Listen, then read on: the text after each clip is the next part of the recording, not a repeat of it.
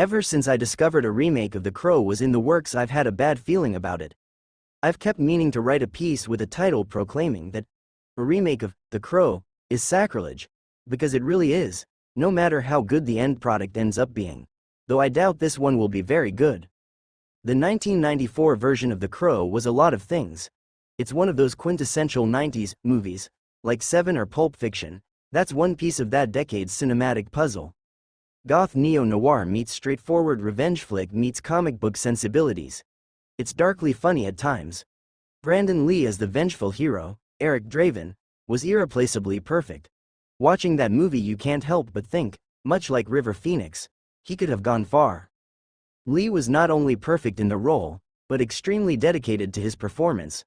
During the shoot for his resurrection scene, he submerged himself in ice water because he thought that coming back from the dead must feel extremely cold. He took the role very seriously, working closely with director Alex Proyas and stunt coordinator Jeff Amata to craft Draven's character, including his unique fighting style and look, as well as his odd way of speaking. Of course, Lee was killed during the film's production when an improperly made dummy round was fired into the actor. The film was finished with stunt doubles and special effects, and it's become a major cult classic. Given Brandon Lee's death, he was just 28, 4 years younger than his father, Bruce Lee, was when he died. A remake has always felt ghoulish. But even beyond that, some films are just so entirely perfect, I don't mean without flaws, but just entirely themselves, that a remake can never hope to live up to the original. Sometimes, we ought to let sleeping dogs lie. It's been 30 years since the original film came out, and 3 decades is still too soon to resurrect Eric Draven. I like Bill Skarsgård, and his father and brothers, too, but he looks more like Florida Joker than the Crow. Beyond that, there's just something entirely wrong about this trailer. It's so very polished and so very Hollywood. If the original was metal and leather, this is just plastic. Proyas was adapting the James O'Barr comics into something very dark and wild. Proyas would later make Dark City, another immensely stylish film. Director Rupert Sanders is making something that lacks all of that. In the original, Michael Wincott was cast as the villain, Top Dollar, a vampiric crime lord just oozing charismatic evil, alongside Bai Ling as Micah. Danny Huston appears to be the big bad in this one, though it's not entirely clear. Huston is a fine actor and is often typecast as a sort of corporate bad guy, but there's just no comparison. The new film looks entirely by the book, bringing just enough artificial trappings from the original to do a bad cosplay. But The Crow was all about the aesthetic. Roger Ebert described the original film as a stunning work of visual style, the best version of a comic book universe I've seen, and in many ways I still agree with him on this count, even after so very many comic book movies.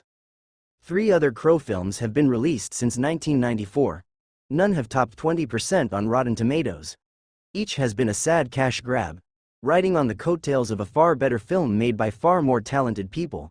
It's entirely possible that this new reboot will be better than those 3, but it's still an abomination, and not the good kind, the kind that come back from the dead for revenge. I know we can't judge a movie by its trailer, but this just looks wrong on every level.